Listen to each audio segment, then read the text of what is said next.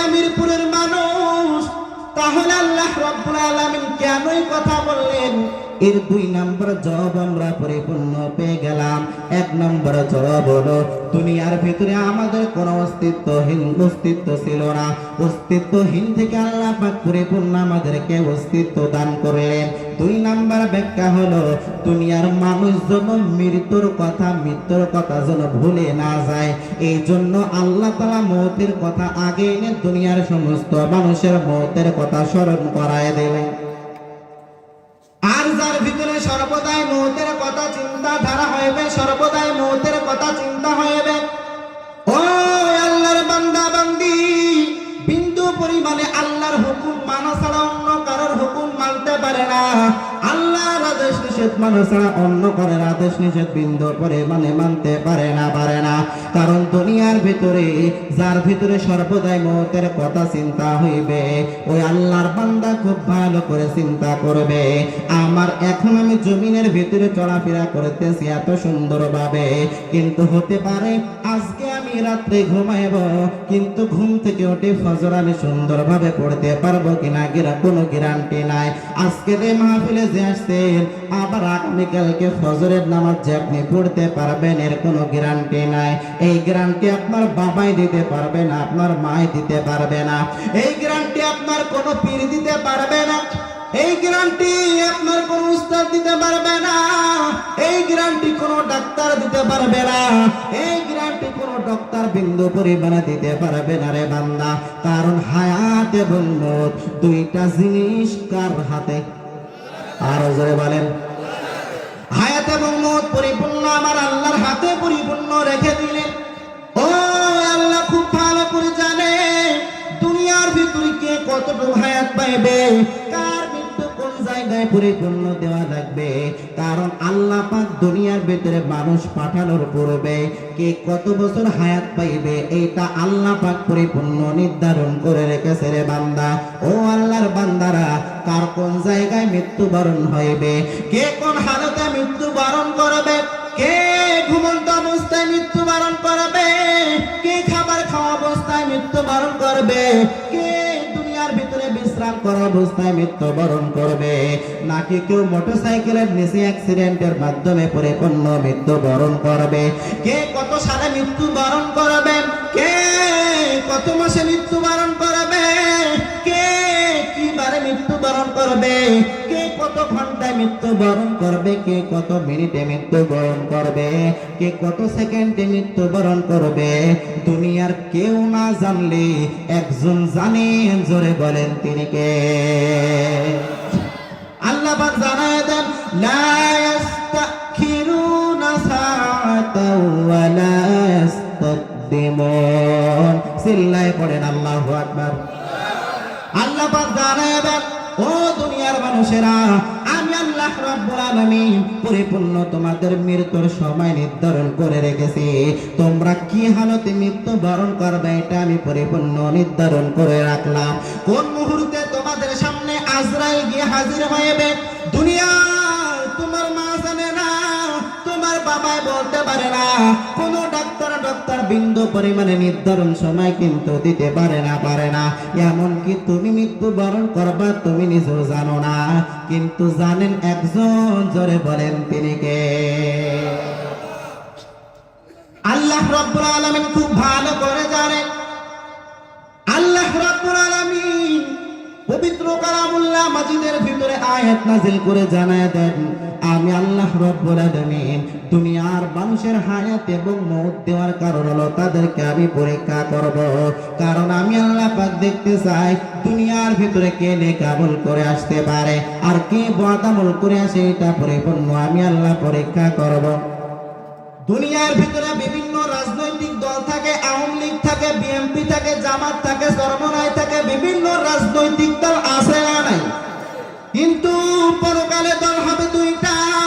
পরকালে কোনো আওয়ামী লীগ চলবে না, পরকালে কোনো বিএনপি চলবে না, কোনো জামাত শিবির চলবে না, পরকালে কোনো চরমনাই চলবে না, পরকালে দল হবে 2টা। আল্লাহ পাক জানায় দেয় দুনিয়ার ভিতরে যারা পরিপূর্ণ ঈমানদার হয়ে যারা নেক আমল করে আসতে পারবে তাদের জন্য আমি আল্লাহ একটা রাস্তা রেখে দিলাম, যে রাস্তাটা হলো ফারিকুন ফিল জান্নাত, পরিপূর্ণ জান্নাতের রাস্তা আমি আল্লাহ তাদের জন্য রেখে দিলাম। কিন্তু দুনিয়ার ভিতরে থেকে যারা বেঈমান হয়ে আসবে, যারা নেক আমল করে আসতে পারবে না, তাদের জন্য আমি আল্লাহ পরিপূর্ণ রাস্তা রেখে দিলাম ফারিকুন ফিস সাইর, পরিপূর্ণ জাহান্নামীদের অন্তর্ভুক্ত তাদেরকে হওয়া লাগবে।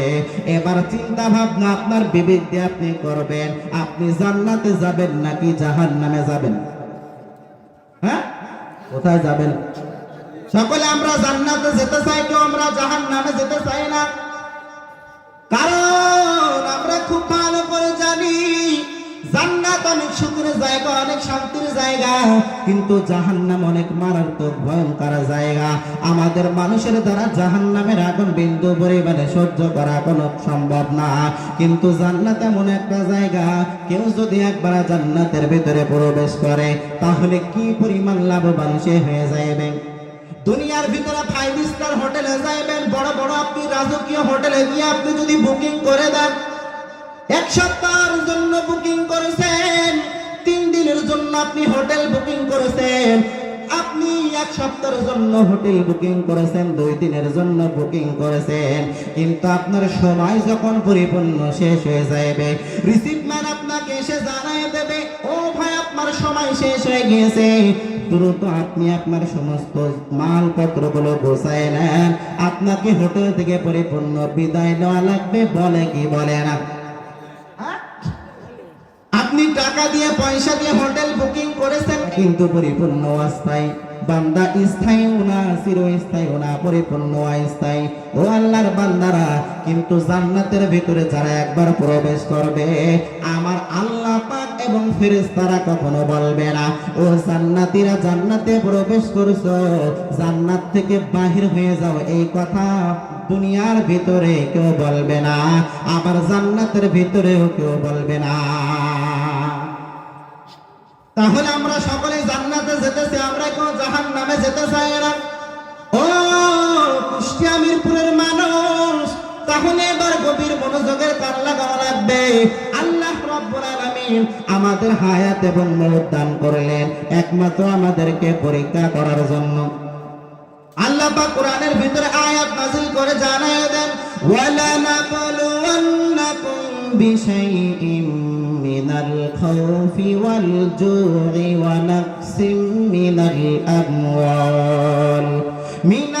আমওয়ালি ওয়াল আনফুসি ওয়াস সামারাত ওয়া বাশশিরিস সাবিরিন। চিল্লায়ে পড়েন আল্লাহু আকবার।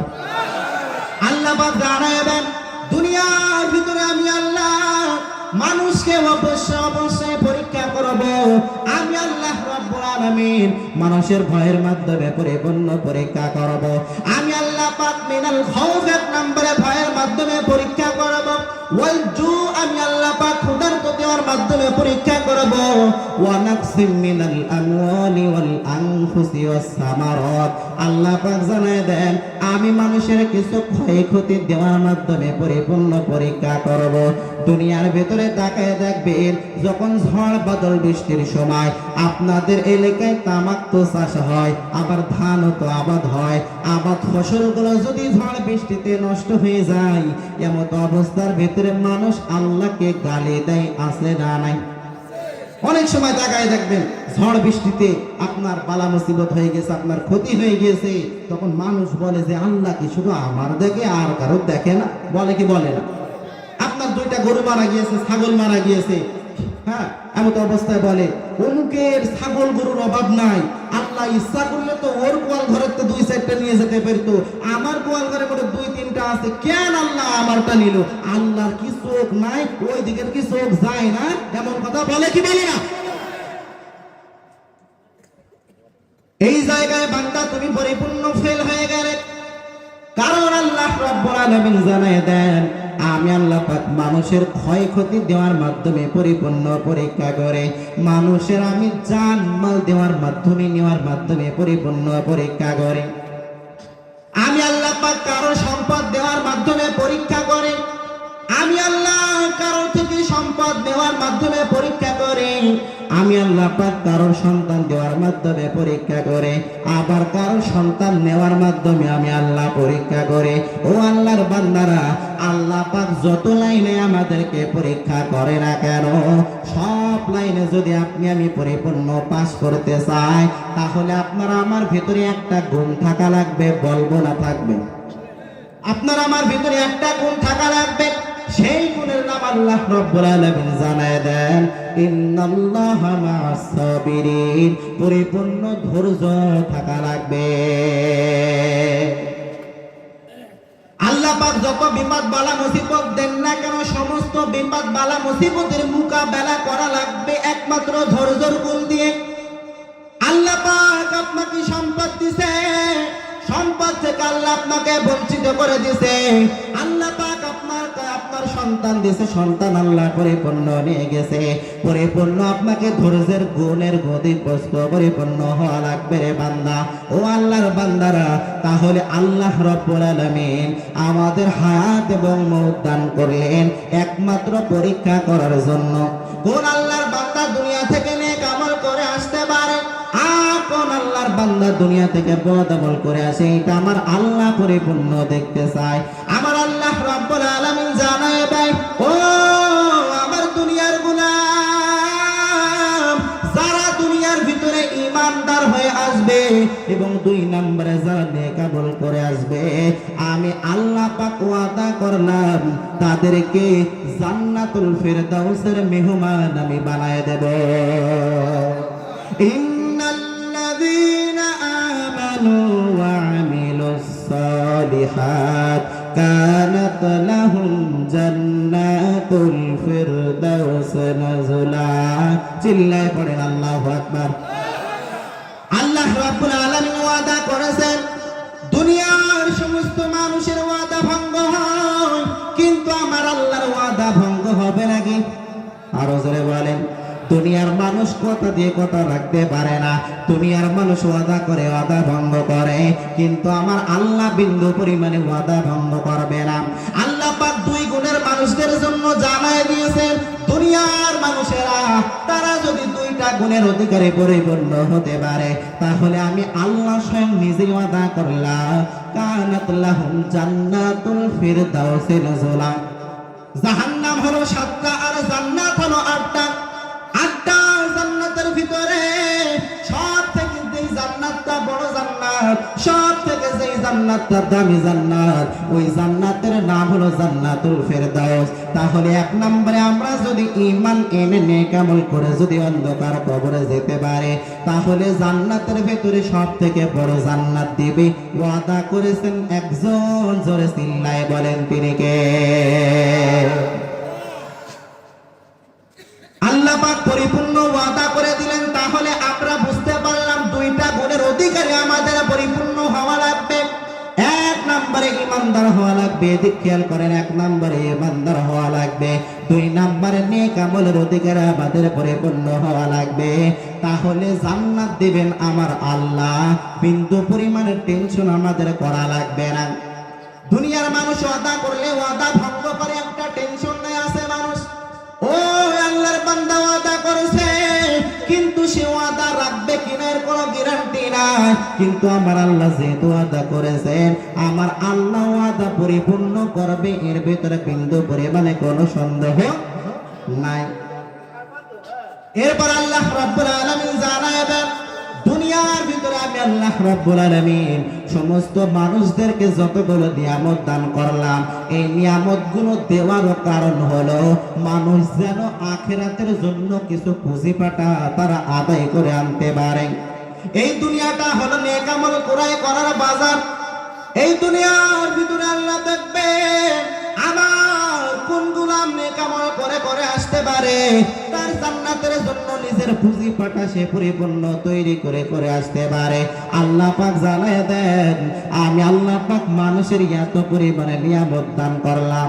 আল্লাহ পাক জানায় দেন, ওয়া ইন তাউদ্দু নি'মাতাল্লাহ লা তুহসুহা। আল্লাহ পাক জানায় দেন, আমি মানুষের এত নিয়ামত দান করেছি, মানুষ গণনা করে কখনো শেষ করতে পারবে না। দুনিয়ার ভিতরে আল্লাহ পাক আমাদের যত নিয়ামত দান করেছেন গণনা করে কখনো শেষ করতে পারবো না।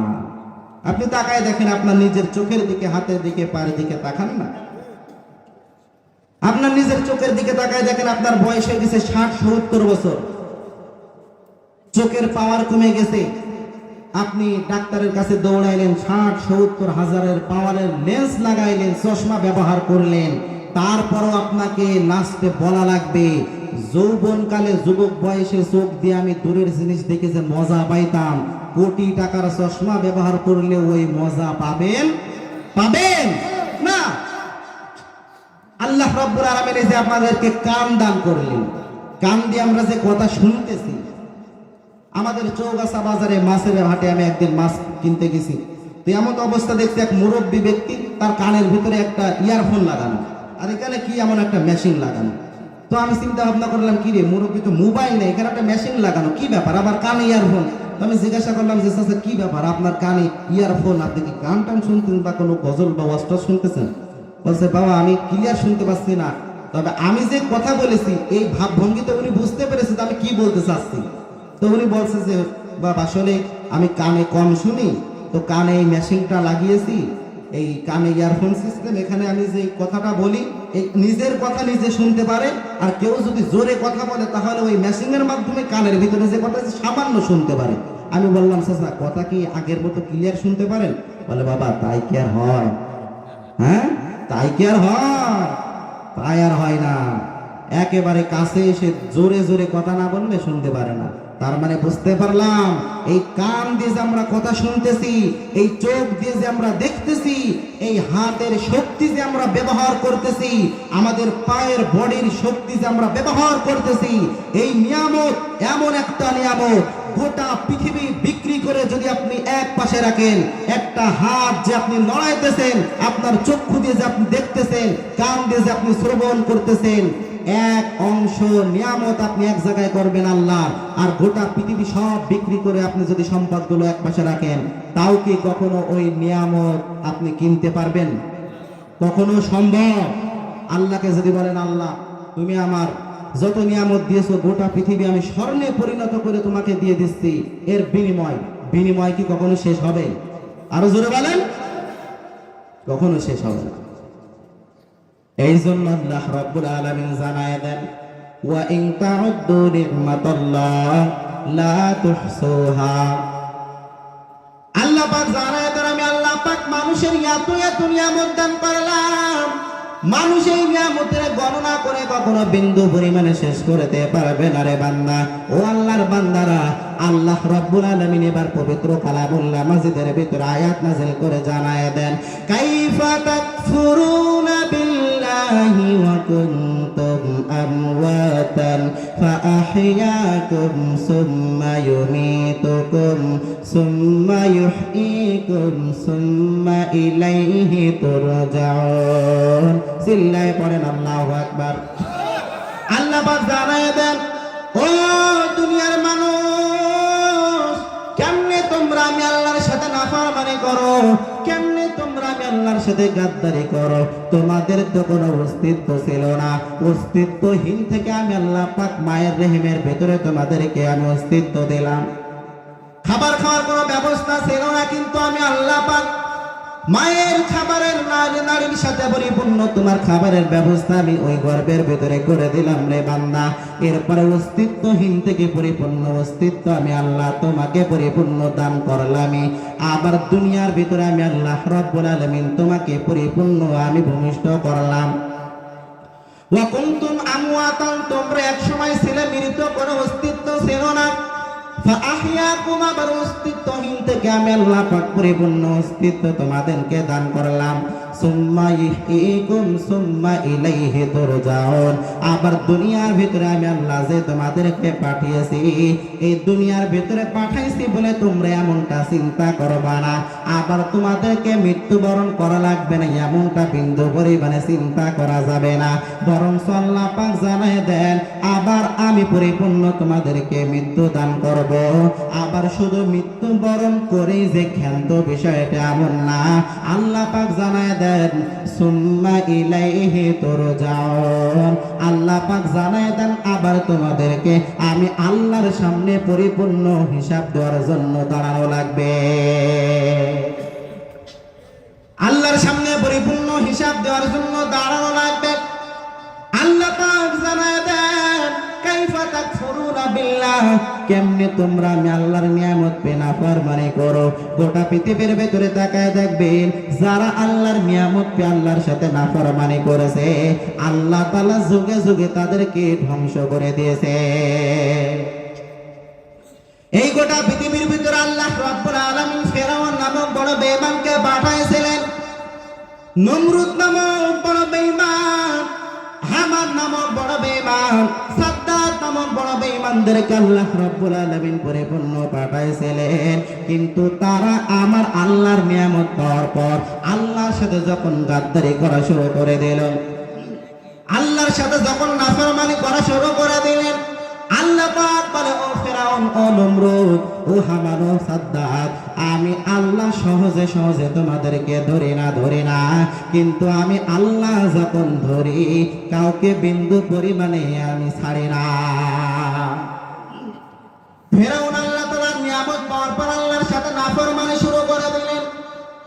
বেঈমান নামক বড় বেঈমান, বেঈমানের থেকে বড় বেঈমান এই ফেরাউন। আল্লাহ তাআলার সমস্ত নিয়ামত পাওয়ার পরে এবার ফেরাউন বলতে লাগলো, ও দুনিয়ার মানুষেরা, আনা রব্বুকুমুল আলা, আমি হলো তোমাদের বড় রব। আরো জোরে বলেন নাউজুবিল্লাহ। আমি হলো তোমাদের বড় রব। আল্লাহ পাক জানায় দেন ফেরাউন কি কি লাগবে আমি আল্লাহকে শুধু একবার বল, চাওয়া মাত্রই পরিপূর্ণ দিয়ে দেব।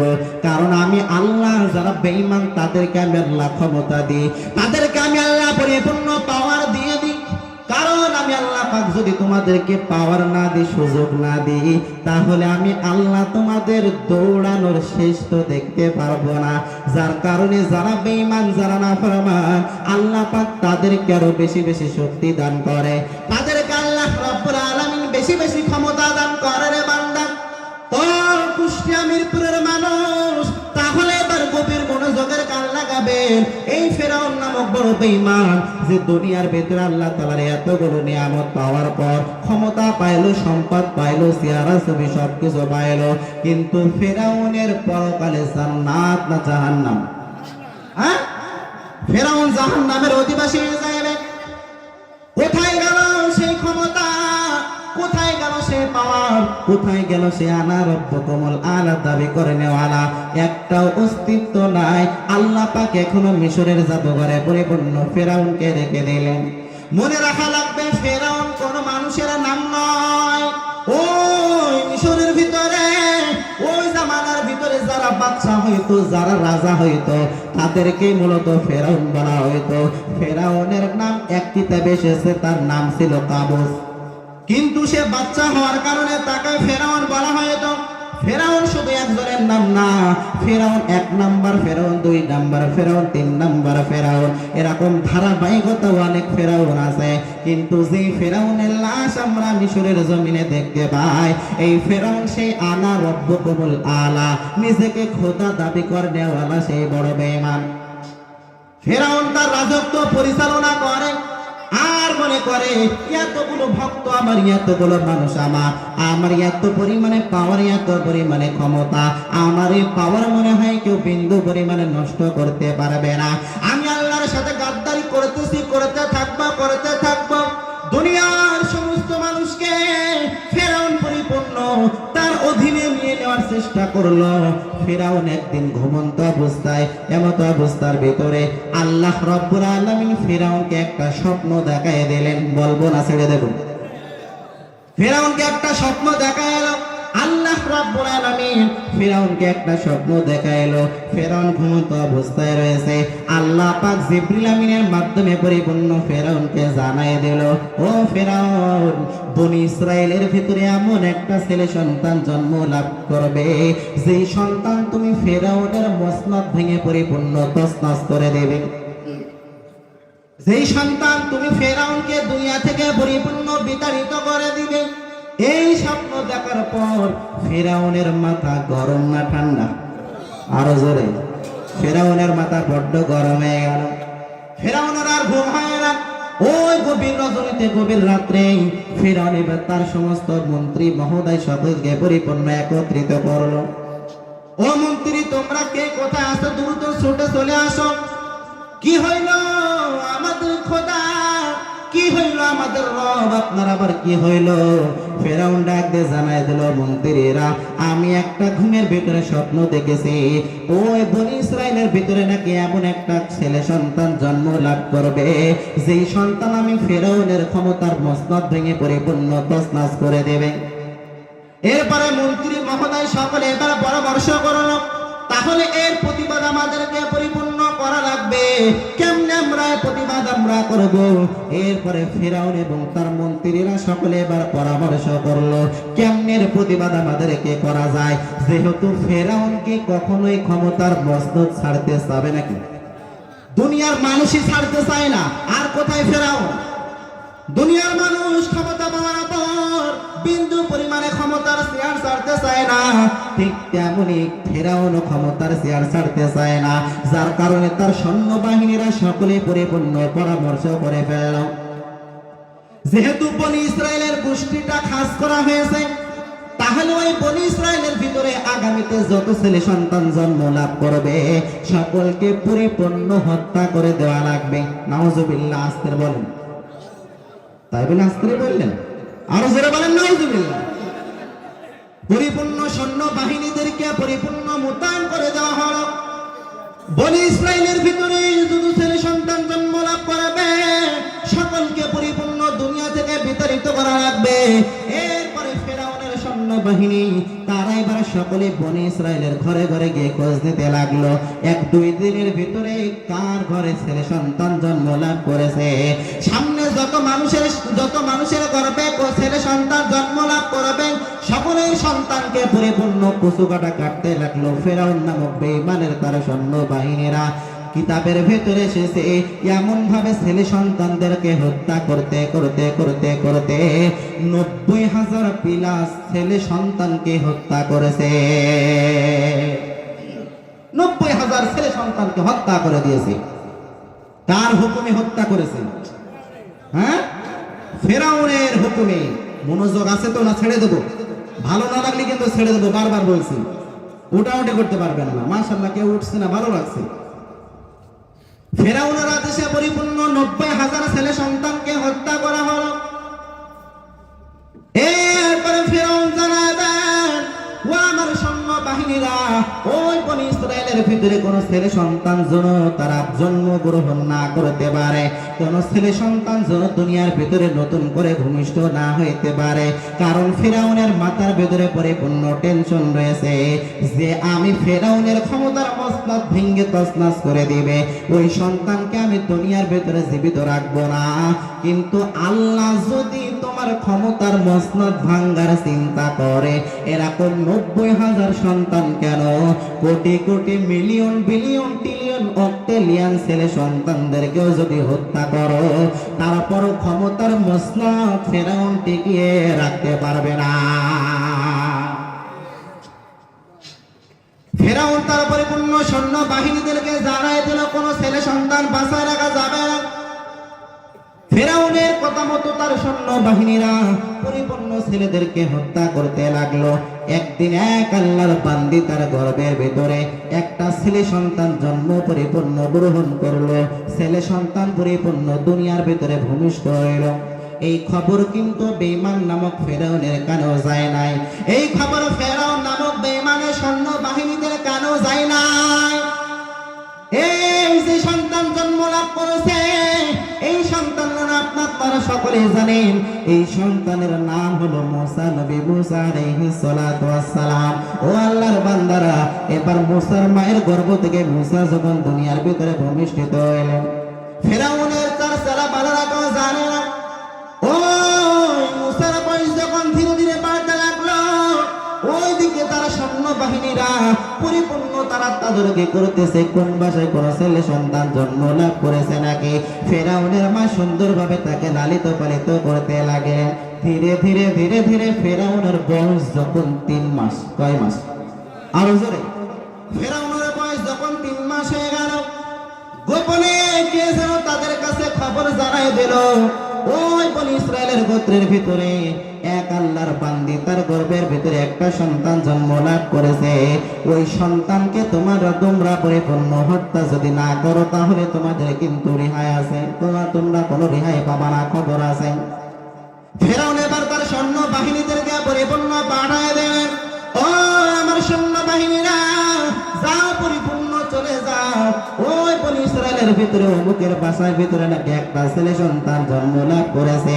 এই ঘটনা শোনার পরে ফেরাউনের সৈন্য বাহিনীরা তারা এবার মুসার বাড়িতে পরিপূর্ণ রওনা করে দিলেন। দূর থেকে মুসার মা দেখতে পারতেছে ওই মরুভূমি দিয়ে কোন সৈন্য বাহিনীতে তারা আমার বাসা আসতেছে, হয়তো ফেরাউনের সেই সৈন্যরা হইবে। এই কাহিনীটা যখন মুসার মা চোখে দেখলো, মুসার মা এবার আল্লাহর কাছে পরিপূর্ণ দোয়া করতে লাগলো, ও দয়ার মালিক, মেহেরবানি করে আমার মুসাকে আপনি হেফাজত করেন। আল্লাহ রাব্বুল আলামিন এবার জিবরিল আমিনের মাধ্যমে পরিপূর্ণ ওহী নাযিল করে জানায় দিলেন, জিবরিল আমিনের মাধ্যমে পরিপূর্ণ মেসেজ জানায় দিলেন, ও মুসার মা, বিন্দু পরিমাণে তোমার কোনো টেনশন করা লাগবে না, বিন্দু পরিমাণে কোনো পেরেশানি তোমার হওয়া লাগবে না। ও ফেরাউন নামক বড় বেঈমান তার সৈন্য বাহিনীরা তোমার বাসায় আসার পূর্বে তুমি তোমার চুলার ভিতরে আগুন জ্বালায় দাও, চুলার ভিতরে আগুন জ্বালায় পরিপূর্ণ মুসাকে চুলার ভিতরে ঢোকায় দাও।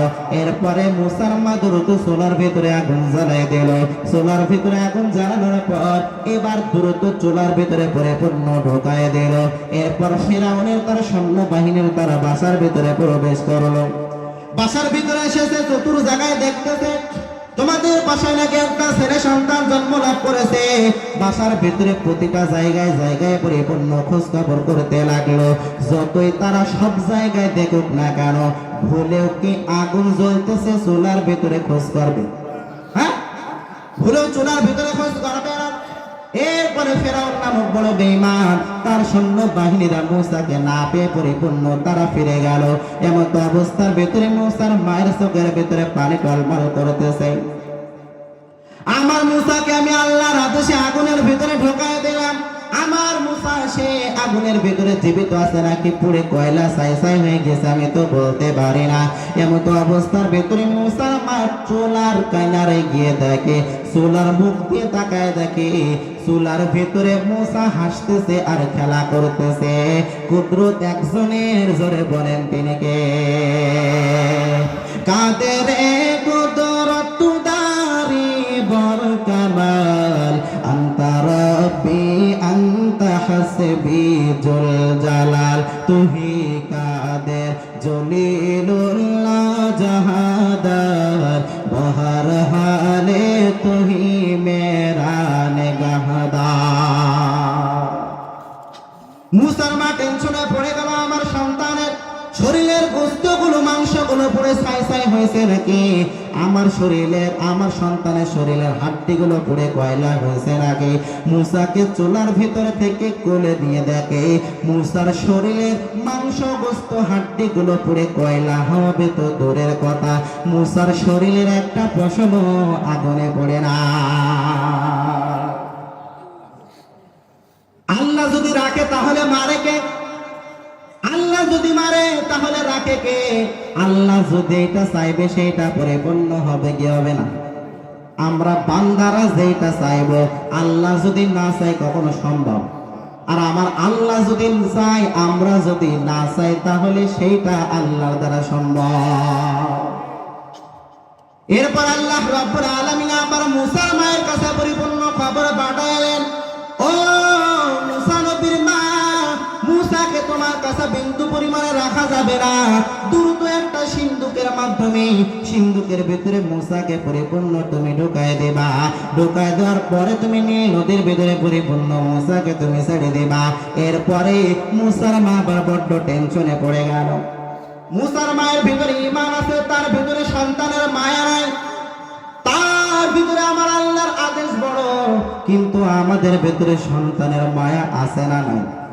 কম নাকি বেশি?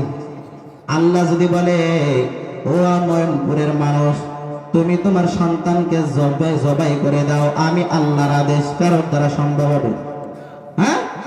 কেউ পারবে না। কিন্তু মুসার মায়ের ভিতরে তার সন্তানের মায়া নাই, বরঞ্চ আল্লাহ তাআলার মহব্বত ভালোবাসে এত পরিমাণে। ও আল্লাহর বান্দারা, এরপরে মুসার মা বড্ড টেনশনে পড়ে গেল। মুসা নবীর মা চিন্তা করতেছে, সিন্ধুক আমি কই পাইব, বাক্স আমি কই পাইব। এমত অবস্থার ভিতরে মুসা নবী তার বাসার কিনারা দিয়ে এক আল্লাহর বান্দা অতিক্রম করতেছে, আর জোরে জোরে চিল্লায় চিল্লায় বলতেছে, কি আছো সিন্ধুক বানাইবা, কি আছো বাক্স বানাইবা। কানের আওয়াজ ভিতরে যখন পৌঁছায় গেল মুসার মা পরিপূর্ণ দৌড়ে জানায় দেয়, ও আল্লাহর বান্দা, আমাকে একটা সিন্ধুক বানানো লাগবে, আমার একটা পরিপূর্ণ বাক্স বানানো লাগবে। ওই আল্লাহর বান্দা এবার মুসার মায়ের বাড়িতে পরিপূর্ণ প্রবেশ করলো। মুসার মায়ের বাড়িতে প্রবেশ করার পর ওই আল্লাহর বান্দাকে পরিপূর্ণ জানায় দিল, আমার এই সন্তানের মাপে একটা সিন্ধুক বানানো লাগবে। এবার ওই আল্লাহর বান্দা মিস্ত্রি মুসার মাকে জানায় দিল, ও আল্লাহর বান্দি, আমাকে এক গিলাস পানি এনে দাও, আমি একটু পানি পান করবো। মুসার মা দ্রুত যখন পানি এনে দিল, ঘরের ভিতরে পানি আনতে গিয়েছে, পানি এনে আল্লাহর বান্দার সামনে হাজির হয়ে দেখে অটোমেটিকলি সেই সিন্ধুক তৈরি হয়ে গেছে। এরপর আল্লাহর বান্দি মুসার মা জানায় দিল, ও আল্লাহর বান্দা, কেমনে সম্ভব হইল, এত অল্প সময়ের ভিতরে কেমনে সিন্ধুক বানাইলা? ওই আল্লাহর বান্দা এবার পরিপূর্ণ জানাই দিল, এইটা পরিপূর্ণ বানানো হয়েছে, কোনো কথা বলা যাবে না। আল্লাহর বান্দি মুসার মা এবার পারিশ্রমিক আনার জন্য ঘরের ভিতরে প্রবেশ করেছে। ঘর থেকে পারিশ্রমিক এনে যখন আল্লাহর বান্দাকে দিবে, আল্লাহর বান্দা সোজা রাস্তা দিয়ে হাঁটা শুরু করেছে। পিছন থেকে ডাক দিয়ে বলে, ও আল্লাহর বান্দা, তুমি কি এই পারিশ্রমিক গ্রহণ করবা না? তুমি যে আমাকে সিন্ধুক বানাই দিছো, এর পারিশ্রমিক কি তুমি গ্রহণ করবা না? আল্লাহর বান্দা এবার কিছু দূর আগে এসে জানাই দেয়, ও আল্লাহর বান্দি, আমি কারো পারিশ্রমিক গ্রহণ করি না, কারণ আমি দুনিয়ার সাধারণ কোনো মানুষ না, আমি মিস্ত্রি, দুনিয়ার কোনো সাধারণ মিস্ত্রি না, আমি মিস্ত্রি আল্লাহ তাআলার পক্ষ থেকে পাঠানো ফেরেশতা জিবরিল আমিন। এরপরে মুসার মা পরিপূর্ণ ওই বাক্সের ভিতরে মুসাকে ঢুকাইয়া ওই নীল নদের ভিতরে পরিপূর্ণ ভাষায় দিল। রে বান্দা, ও আল্লাহর বান্দারা, পরিপূর্ণ নীল নদের ভিতরে ভাষায় দিল। ওই সিন্ধুকটা ভাসতে ভাসতে ভাসতে ভাসতে যাইবে না, যাইবে না, যাইবে না, ফেরাউনের ঘাটের কিনারায় গিয়ে বাক্সটা পৌঁছাইলো। ফেরাউনের বিবির নাম ছিল আসিয়া রাদিয়াল্লাহু আনহা, বা আসিয়া আলাইহিস সালাতু ওয়াস সালাম বলতে পারেন। আসিয়া আলাইহিস সালাতু ওয়াস সালাম ফেরাউন জান্নাতি না জাহান্নামী? কিন্তু তার স্ত্রী আসিয়া জান্নাতি না জাহান্নামী? জান্নাতি। আসিয়া আলাইহিস সালাতু ওয়াস সালাম ঘাটের কিনারায় অবস্থানরত অবস্থায় সে দেখতে বলে একটা সুন্দর ঝকমক ঝকমক করতেছে একটা সিন্ধুক আমাদের ঘাটের কিনারে এসে পৌঁছাইলো। এমত অবস্থার ভিতরে আসিয়া দৌড়ে গিয়ে ওই সিন্ধুকটা পরিপূর্ণ ধরলো। সিন্ধুকের ভেতর থেকে পরিপূর্ণ সিন্ধুকটা যখন ওপেন করে দিল, তাকায় দেখে এত সুন্দর ফুটফুটে একটা সন্তান। এত সুন্দরী সন্তান আর দুনিয়ার ভিতরে হতে পারে না। ও আল্লাহর বান্দারা, আমার আল্লাহ পাক নবী রাসূলদের চেহারা এত সুন্দরভাবে বানায়, ওই জামানায় অন্য কোন সুন্দরী মানুষ বলেন না কেন, নবী রাসূলদের চেয়ে সুন্দরী মানুষ আর কেউ হতে পারে না। যার কারণে আসিয়া মুসা যদিও ছোট্ট বাচ্চা, কিন্তু দেখে বড্ড পাগল হয়ে গেল। আসিয়া ছোট্ট সন্তান, তার নাম যে মুসা আছে এটা জানে না। পরিপূর্ণ সন্তানটাকে লইয়া এবার ফেরাউনের দরবারে চলে গেল। ফেরাউনের দরবারে গিয়ে জানায় দেয়, ও স্বামী আমার, দেখো একটা ফুটফুটে সন্তান পেয়েছে। এবার ফেরাউনের মাথা বড্ড গরম হয়ে গিয়েছে। এই সেই মুসা নিজে আমার ক্ষমতার বস্তা তছনছ করে দেবে। ফেরাউনের মনের ভিতরে খালি খসখস করতেছে। এরপরে আসিয়া জানাই দিল, না না, তোমার মাথায় কি সমস্যা হয়েছে নাকি? এত সুন্দর একটা ফুটফুটে বাচ্চা, আমার যেহেতু কোনো সন্তান নাই, ছেলে সন্তান নাই, তাহলে তুমি গোটা এই আরব জাতির ভিতরে, গোটা বইয়ের ভিতরে, তোমার অঞ্চলের ভিতরে পরিপূর্ণ এলান করে দিবা, পরিপূর্ণ মিশরের ভিতরে এলান করে দিবা যে এইটা আসিয়ার ছেলে সন্তান হয়েছে। ফেরাউন পরিপূর্ণ এলান করে দিল। এবার আসিয়া তাকে পরিপূর্ণ লালিত পালিত করতে লাগলেন। ও আল্লাহর বান্দারা, এরপরে কিছুদিন পরে ফেরাউনের ঘরে আসিয়ার কোলে যখন মুসা নবী ধীরে ধীরে ধীরে ধীরে লালিত পালিত হইতে লাগলেন। অনেক লম্বা ঘটনা বলে আপনাদেরকে আমি বিরক্ত করব না, মূলত বোঝানোর জন্য আমি ঘটনা টানলাম। এরপরে ফেরাউন হঠাৎ একদিন মুসাকে কোলে নিয়েছে। কোলে নিয়ে ওই ফেরাউন নামক বেঈমানের জবান পবিত্র না অপবিত্র? আরো জোরে। ফেরাউনের অপবিত্র জবান দিয়ে ওই অপবিত্র ঠোঁট দিয়ে যখন মুসা নবীর ঠোঁটে যখন চুমু দিতে গিয়েছে, এমন অবস্থায় মুসা নবী এমন জোরে একটা চড় মেরে দিয়েছে, এই ফেরাউন চিৎপাট দিয়ে পটপটে উল্টাপাল্টা পড়ে গিয়েছে, পরিপূর্ণ উল্টাপাল্টা হয়ে পড়ে গিয়েছে। এমন অবস্থার ভিতরে ফেরাউনের পরিপূর্ণ ইয়াকিন হয়ে গেল, এ তো যেমন তেমন কোন সাধারণ মানুষ হতে পারে না। এরপরে আসিয়াকে ডাক দিয়ে বলে, আসিয়া, তুমি যে বলতেছিলে ছোট্ট বাচ্চা, এ তো সাধারণ কোন বাচ্চা হতে পারে না, এ মনে হয় সেই মুসা হইবে যে মুসা আমি ফেরাউনকে পরিপূর্ণ ধ্বংস করে দেবে। আসিয়া বলে, তোমার মাথা কি খারাপ হয়েছে নাকি? ছোট্ট ছোট্ট বাচ্চারা মানুষের কোলে উঠলে মানুষের দাড়ি ধরে টানবে, একটু চড় দিবে, এটা স্বাভাবিক, দেয় কি দেয় না? আসিয়া যতই বোঝানোর চেষ্টা করতেছে, ফেরাউনের মনের ভিতরে কিন্তু বুঝ মানে না। ফেরাউন বুঝতে পারছে না সাধারণ কোনো মানুষ হবে না। ফেরাউন তার স্ত্রীকে বলে, ও আসিয়া, এ যদি ছোট্ট বাচ্চাই হইতো তাহলে এর চড়ের পাওয়ার এত কেন? এ যে জোরে চড় দিয়েছে, আমি ফেরাউনের মতো 10টা ফেরাউন একত্রিত করে যদি চড় দেওয়া হয়, তারপরও মনে হয় চড়ের শক্তি পাওয়ার এত হবে না। ফেরাউন পরিপূর্ণ আতঙ্কিত হয়ে গেল, ফেরাউন পরিপূর্ণ ভয় পেয়ে গেল। ফেরাউন চিন্তাধারা করলো, না না, এই সাধারণ কোনো মানুষ হইবে না, এই সাধারণ কোনো মানুষ হইবে না। এরপরে ফেরাউন বলল, তাহলে একটা পরীক্ষা করা লাগবে। কি পরীক্ষা করা লাগবে? ফেরাউন জানাই দিল, এক পাশে আগুন জ্বালাও আর এক পাশে স্বর্ণ রাখো, এর ভিতরে যদি জ্ঞান বিবেক বুদ্ধি থাকে তাহলে সে স্বর্ণের দিকে দৌড়াবে, আর ছোট্ট বাচ্চা যদি অবুঝ হয় তাহলে আগুনের দিকে দৌড়াবে। এরপরে আসিয়া আগুনের ব্যবস্থা করলো এবং এক পাশে স্বর্ণের ব্যবস্থা করলো। এমত অবস্থার ভিতরে এবার মুসাকে পরিপূর্ণ ছেড়ে দিল। মুসা যদিও ছোট্ট, কিন্তু মুসার জ্ঞান বিবেক বুদ্ধি আছে না নাই? আরে জানে, মুসার তো জ্ঞান বিবেক বুদ্ধি আছে। এমত অবস্থার ভিতরে মুসা দৌড়ে গিয়ে আগুনের দিকে না যে স্বর্ণের দিকে দৌড়াতে যাইতেছে, আল্লাহ পাক পরিপূর্ণ জিবরিল আমিনকে পাঠিয়ে দিল। ও জিবরিল আমিন, দ্রুত আমার মুসার কাছে যাও, কারণ আমার মুসা যদি আগুনের দিকে না যাইয়া আমার মুসা যদি স্বর্ণের দিকে দৌড়ায়, তাহলে ফেরাউন পরিপূর্ণ আমার মুসাকে দুনিয়া থেকে বিতাড়িত করে দেবে।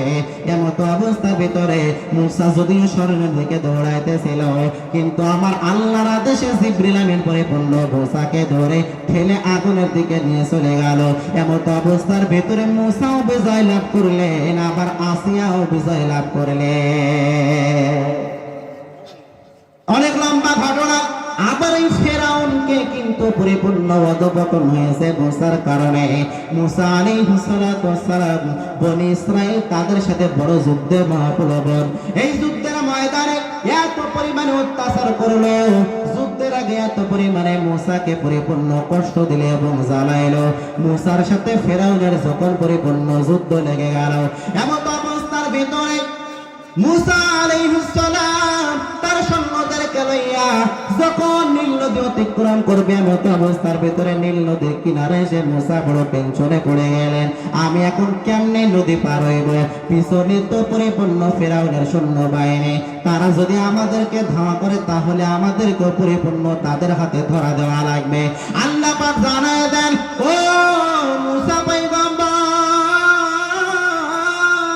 বিন্দু পরিমাণে কোনো টেনশন করা লাগবে না, বিন্দু পরিমাণে কোনো চিন্তা তোমার করা লাগবে না। আমি আল্লাহর আদেশ ধরে দিলাম, আমি আল্লাহর হুকুমে তুমি পানির ভিতরে লাঠি দিয়ে বাড়ি মারো। 7টা রাস্তা তৈরি করে দিলেন একজন, তিনি কে? পরিপূর্ণ রাস্তা হয়ে গেল। মুসা নবী তার সৈন্যদেরকে লইয়া বনী ইসরায়েলদেরকে লইয়া নীল নদী পার হয়ে গেল। পিছন থেকে ফেরাউন তার সৈন্য বাহিনী চিন্তা ভাবনা করতেছে, হায় হায় এত সুন্দর রাস্তা কে তৈরি করলো, কে এত সুন্দর 7টা রাস্তা বানাইলো। এবার ফেরাউন তার সৈন্য বাহিনীদেরকে লইয়া যখন রাস্তা অতিক্রম করতে গেল, নীল নদীর মাঝে যখন অবস্থানরত, দুই পাশের পানি চাপা দিয়ে ফেরাউন সহ তার সৈন্য বাহিনীদেরকে নীল নদীর ভিতরে চুবিয়ে চুবিয়ে মেরেছেন একজন, তিনি কে? তাহলে আল্লাহ পাক যে বললেন, কাইফা তাকফুরুনা বিল্লাহি ওয়া কুনতুম আমওয়াতান ফাআহইয়াকুম সুম্মা ইউমীতুকুম সুম্মা ইউহয়ীকুম সুম্মা ইলাইহি তুরজাউন। আল্লাহ পাক যে বলেছে, কেমনে আমি আল্লাহর সাথে নাফরমানি করব? সাবধান দুনিয়ার মানুষ, সাবধান। আমি আল্লাহ যেই দিন তোমাদেরকে ধরবো, সেই দিন তোমাদেরকে পরিপূর্ণ আমি আল্লাহ একেবারে ঘায়েল করে ছাড়বো। ফেরাউনের দিকে তাকাও না, হামানের দিকে তাকাও না, নমরুদের দিকে একবার তাকায় দেখো, কাউকে আমি আল্লাহ বিন্দু পরিমাণে ছাড় দেয় না। সকলকে আমি আল্লাহ পরিপূর্ণ পতন দিয়েছি। আবার এই দেশের ভেতরে মানুষের উপরে যারা অত্যাচার জুলুম করে, তাদেরকেও আল্লাহ একদিন হলো একদিন পতন ঘটায় কি ঘটায় না? ফেরাউন দুনিয়ার ভিতরে ক্ষমতা পাওয়ার পরে অহংকারী করেছিল, তাকাব্বুরি করেছিল। আমরাও জমিনের ভিতরে আল্লাহর নিয়ামত পাওয়ার পর আমাদের মানুষের ভিতরে অনেকে তাকাব্বুরি অহংকারী করে কি করে না? আরো জোরে বলেন। মানুষ অহংকারী করে টাকা লইয়া, মানুষ অহংকারী করে ক্ষমতার চেয়ার লইয়া, মানুষ অহংকারী করে সম্পদ লইয়া, মানুষ অহংকারী করে নিজের সৌন্দর্য চেহারা লইয়া, মানুষ অহংকারী করে বংশের পরিচয় লইয়া। এই জন্য কোনো মানুষের দ্বারা বিন্দু পরিমাণে অহংকারী মানায় না। কারণ আমার সম্পদ, আমার গাড়ি গাড়ি আমার যাই কিছু না কেন, সব কিছুর মালিক একজন, জোরে বলেন তিনি কে? সুতরাং আমি মানুষের দ্বারা অহংকারী মানায় না। অহংকারী যদি কেউ করতে চায় তাহলে আল্লাহ তাআলা করতে পারে, আমি বান্দার দ্বারা বিন্দু পরিমাণে মানায় না। আল্লাহ রাব্বুল আলামিন হাদিসে কুদসির ভিতরে জানায় দেন, আল কিবরিয়া ও রিদাই ওয়াল আজমাতু ইজারি ফামান নাযাআনি ওয়াহিদান মিনহুমা কাযাবতুহু ফিন্নার। আল্লাহ পাক হাদিসে কুদসির ভিতরে জানায় দেন, ও দুনিয়ার মানুষ, আল কিবরিয়া ও রিদাই, অহংকার এটা হলো আমি আল্লাহর চাদর, ওয়াল আজমাতু ইজারি, আর বড়ত্ব তাকাব্বুরি এটা হলো আমি আল্লাহর লুঙ্গি। ফামান নাযাআনি ওয়াহিদাম মিনহুমা, দুনিয়ার ভিতরে কোন আল্লাহর বান্দা, কোন আল্লাহর বান্দি যদি আমি আল্লাহর চাদর এবং লুঙ্গি নিয়ে যদি টানাটানি করে, তাহলে আমি আল্লাহ পাক তার স্থান দেব কাযাবতুহু ফিন্নার, পরিপূর্ণ জাহান্নামীদের অন্তর্ভুক্ত তাকে বানায় দেব। চিল্লায়ে পড়েন নাউজুবিল্লাহ। তাহলে অহংকারী আমাদের দ্বারা মানায় না। দুনিয়ার ভিতরে অহংকারী করেছিল ইবলিস। ইবলিস পরিপূর্ণ অহংকারী করার কারণে আমার আল্লাহ তাআলা ইবলিসকে জান্নাতের মেহমান বানাইলেন নাকি জাহান্নামের আসামি বানাইলেন? আরো জোরে। আল্লাহ রাব্বুল আলামিন জাহান্নামের আসামি পরিপূর্ণ বানায় দিলেন। ওয়া ইয কুলনা লিল মালাইকাতি ইসজুদু লিআদম ফাসাজাদু ইল্লা ইবলিস আবা ওয়াস্তাকবারা ওয়া কানা মিনাল কাফিরিন। চিল্লায়ে পড়েন আল্লাহু আকবার। আল্লাহ পাক জানাবেন, ও পয়গম্বর, স্মরণ করুন ওই সময়ের কথা যখন আমি আল্লাহ রাব্বুল আলামিন সমস্ত ফেরেশতাদেরকে বলেছিলাম, সমস্ত ফেরেশতারা তোমরা আদমকে সিজদা করো। মালাইকাতি ইসজুদু লিআদম, সকলেই তোমরা আদমকে সিজদা করো। ফাসাদাতু, সকলে সিজদা করলো, কিন্তু ইল্লা ইবলিস, ইবলিস সিজদা করলো না, বরঞ্চ ইবলিস নিজের ভিতরে অহংকারী করলো। এক নম্বরে আবা পরিপূর্ণ অস্বীকার করলো, দুই নম্বরে ওয়াস্তাকবার, নিজেকে বড় মনে করলো, নিজের ভিতরে পরিপূর্ণ তাকাব্বুরি করলো, নিজেকে বড় মনে করার কারণে, আল্লাহর আদেশ নিষেধ না মানার কারণে আল্লাহ পাক জানায় দেন আমি আল্লাহ পাক ইবলিসকে পরিপূর্ণ ওয়া কানা মিনাল কাফিরিন, কাফেরদের অন্তর্ভুক্ত আমি আল্লাহ বানায় দিলাম। আল্লাহ রাব্বুল আলামিন ইবলিসকে জানায় দেন, ও ইবলিস, তুমি কেন আমি আল্লাহর আদেশ মানলে না? কে তোমাকে আমি আল্লাহর আদেশ মানতে নিষেধ করেছে, মানা করেছে? ইবলিস পরিপূর্ণ জানায় দেন, ক্বালা মা মানাকা আল্লা তাসজুদা ইযা আমারতুক, ও আল্লাহ, আমারে কেউ মানা করে নাই, কেউ নিষেধ করে নাই, আমারে কেউ মানা করে নাই, তো কি তোরে মানা করলো? ইবলিস পরিপূর্ণ জানায় দেন, ও আল্লাহ, আমার বিবেক আমারে নিষেধ করেছে, আমার ব্রেনটা আমারে নিষেধ করেছে, আমার এই অন্তর, আমার নফস পরিপূর্ণ নিষেধ করেছে। এই জন্য তো বলি রে বান্দা, সবসময় নফসের কথা শোনা যাবে না, কারণ আপনার নফস বলবে তুই বামে দৌড়াও, কিন্তু কোরআন বলবে ডানে দৌড়াও। আপনার নফস বলবে তুই হারাম খাবার খাও, কিন্তু কোরআন বলবে না তুই হালাল খাবার খাও। আপনার নফস বলবে তুই জাহান্নামের দিকে দৌড়াও, কিন্তু আপনার কোরআন বলবে না জান্নাতের দিকে দৌড়াও। আপনার নফস বলবে তুই মা বাবার সাথে খারাপ আচরণ করো, কিন্তু কোরআন বলবে না মা বাবার সাথে বিন্দু পরিমাণ খারাপ আচরণ করা যাবে না। আপনার নফস বলবে তুই মানুষের উপর অত্যাচার করো, জুলুম করো, কিন্তু কোরআন বলবে না, না বিন্দু পরিমাণে কারোর উপর অত্যাচার জুলুম করা যাবে না। তাহলে নফসের কথা শুনবেন না কোরআনের কথা শুনবেন? আরো জোরে। এরপর আল্লাহ রাব্বুল আলামিন জানায় দেন, ও ইবলিসকে তোরে নিষেধ করলো, ক্বালা মা মানাকা আল্লা তাসজুদা ইযা আমারতুক। ইবলিস জানায় দেন, ও আল্লাহ, আমারে কেউ মানা করে নাই, কেউ নিষেধ করে নাই, তাহলে কেন তুই সিজদা করলি না? ইবলিস পরিপূর্ণ জানায় দেন, আনা খায়রুম মিন, পরিপূর্ণ আমি সিজদা না করার কারণ হলো আমি উত্তম। ক্বালা আনা খায়রুম মিন, আমি হলো উত্তম। কেমনে উত্তম? আদমের থেকে কেমনে উত্তম? ইবলিস এবার যুক্তি দিয়ে জানায় দেন, খালাকতানি মিন নারিন ওয়া খালাকতাহু মিন তিন। ইবলিস জানায় দেয়, ও আল্লাহ, তুমি আমি এই যে বানাইছো, আমি জিনকে বানাইছো, আমি ইবলিসকে তুমি বানাইছো আগুনের দ্বারা, আর আদমকে বানাইছো তুমি মাটির দ্বারা। আগুন ছেড়ে দিলে উপরে চলে যায়, আর মাটি ছেড়ে দিলে নিচে চলে যায়।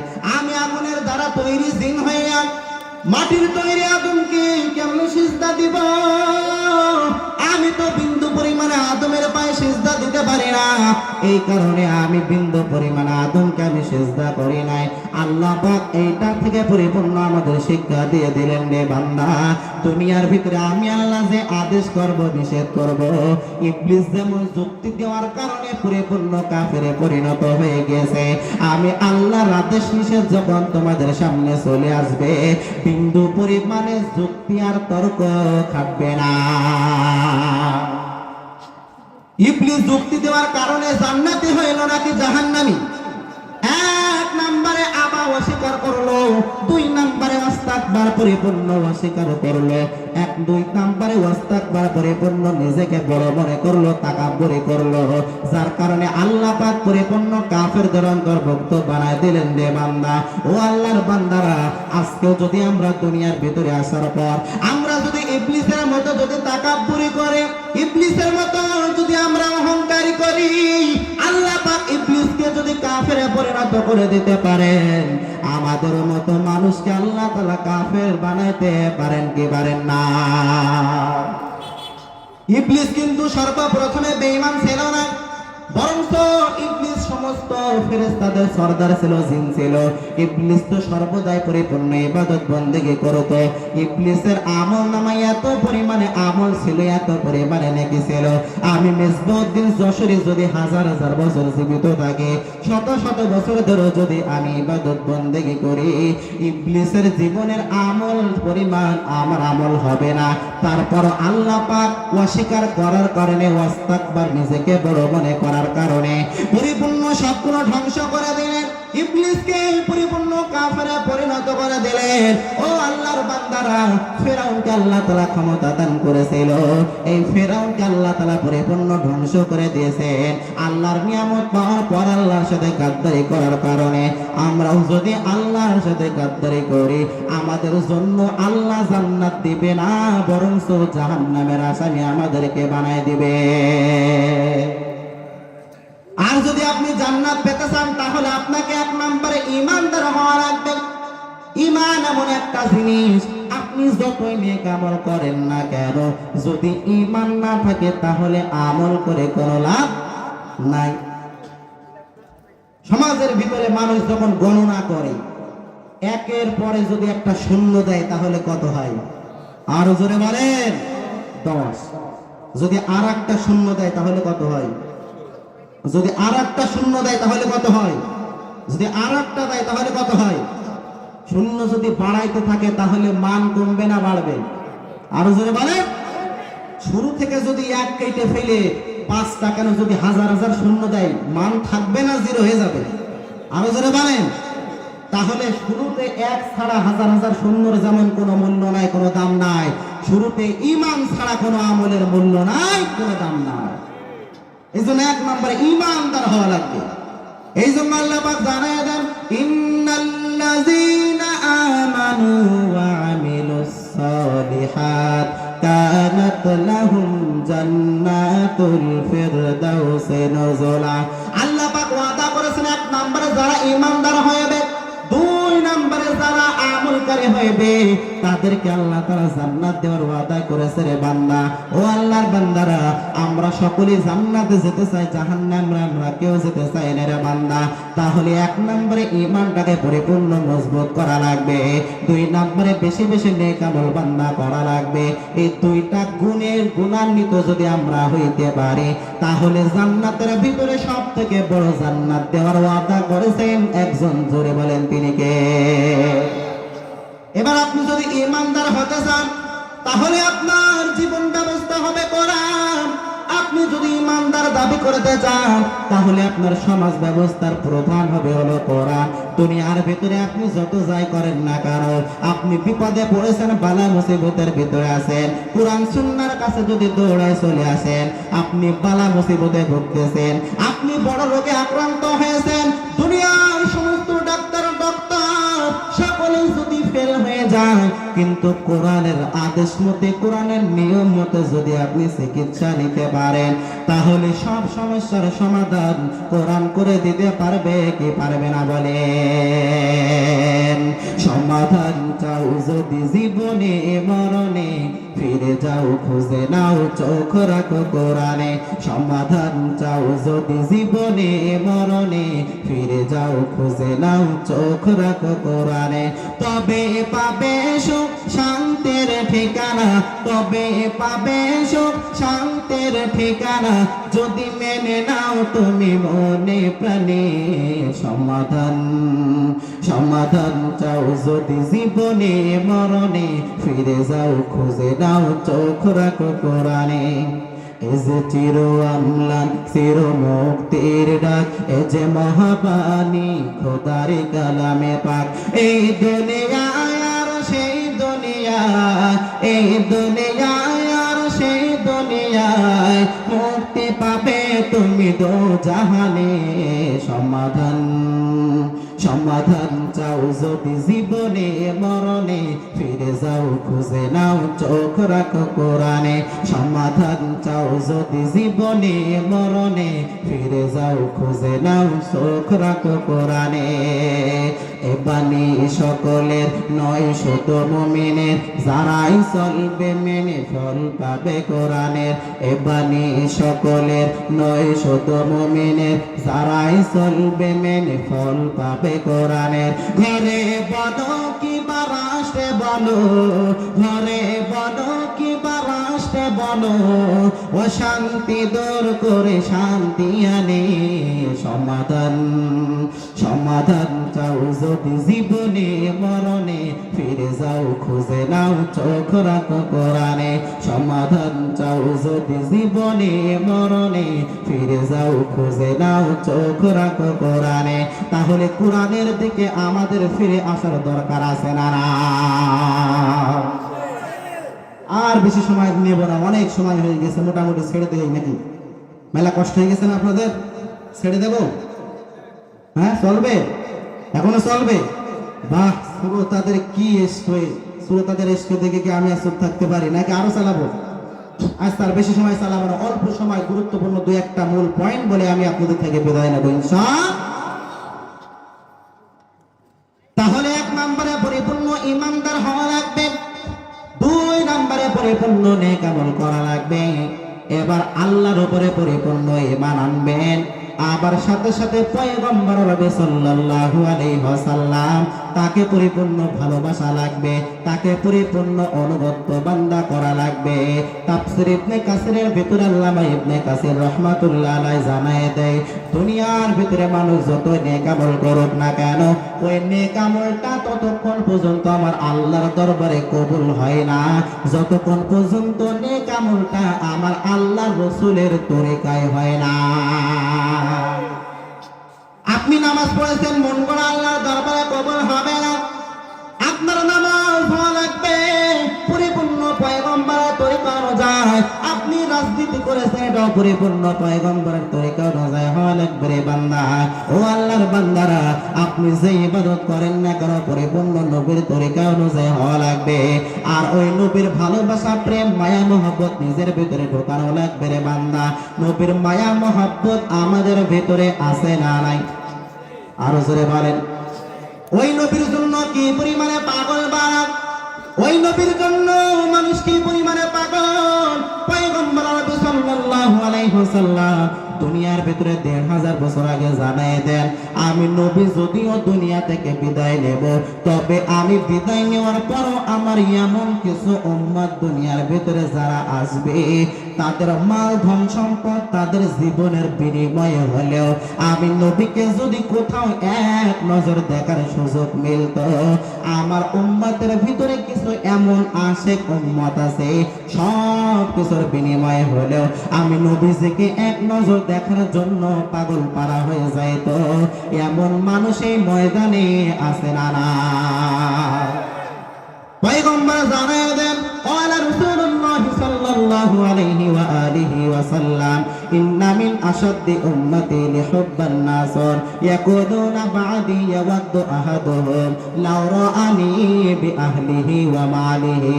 পয়গম্বর জানায় দেন, আমি পয়গম্বর ঘোষণা দিলাম, আমি পয়গম্বর দুনিয়া থেকে বিদায় নিয়ে নেব, কিন্তু আমার এমন কিছু মদিনার আশেক পাগল উম্মত যারা দুনিয়ার ভিতরে থাকবে, তারা তাদের জীবনের বিনিময়ে হলো মালধন সম্পদ সব কিছুর বিনিময়ে হলেও যদি ৭ সমুদ্র ১৩ নদী পাড়ি দিয়ে হলো আমি নবীকে যদি এক নজর দেখার যদি সুযোগ মিলত, আমার উম্মতের ভিতরে কিছু এমন কিছু পাগল উম্মত থাকবে, এমন কিছু আমি নবীজির জন্য তারা পাগল হয়ে যাইবে, তারা আমি নবীজিকে এক নজর দেখার জন্য তারা পাগল করা হয়ে যায়। তো এখনো বাংলার জমিনের ভিতরে তাকায় দেখবে কত আল্লাহর বান্দা সুন্দরভাবে ৩ বেলা খাবার খাইতে পারে না, যদিও রিকশা চালায়, যদিও ভ্যান চালায়, কিন্তু নবীজির জন্য এত পরিমাণে পাগল, নবীজির জন্য এত পরিমাণে আসে। ওই মদিনায় গিয়ে, বাইতুল্লাহ গিয়ে পরিপূর্ণ তওয়াফ করে, আবার মদিনায় রওজার আধারে গিয়ে আমার নবীজির রওজা ধরে ধরে কান্নাকাটি করে, আর এমন ভাবে কান্নাকাটি করে আর দোয়া করে, এমন মানুষ দেশের ভিতরে আছে না নাই? মনে বড় আশা ছিল যাব মদিনায়। একটা জবানও বলা বন্ধ থাকবে না, সকলকে বলা রাখবে, মনে বড় আশা ছিল, মনে বড় আশা ছিল যাব মদিনায়। সালাম আমি করব গিয়ে, সালাম আমি করব গিয়ে নবীর রওজায়।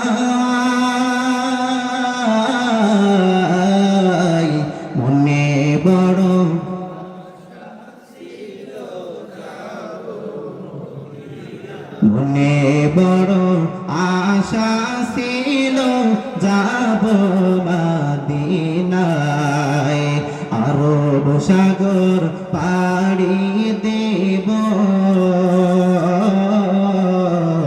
নাইকো আমার তোরে পাখি নয় তো ওড়ে যাব ডানাতে ভর করে, আরব সাগর পাড়ি দেব,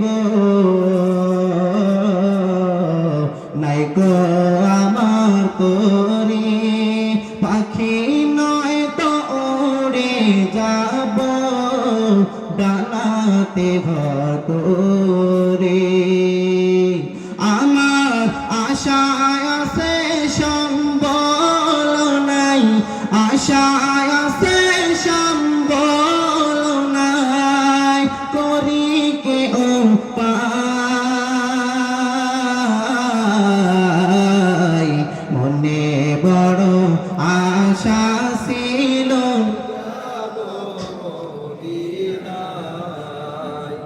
মনে বড় আশা ছিল যাব মদিনায়, কৌশল কইরা লইয়া যাইও, কৌশল কইরা লইয়া যাইও সোনার মদিনায়, মনে বড় আশা ছিল যাব মদিনায়, মনে বড় আশা ছিল যাব মদিনায়।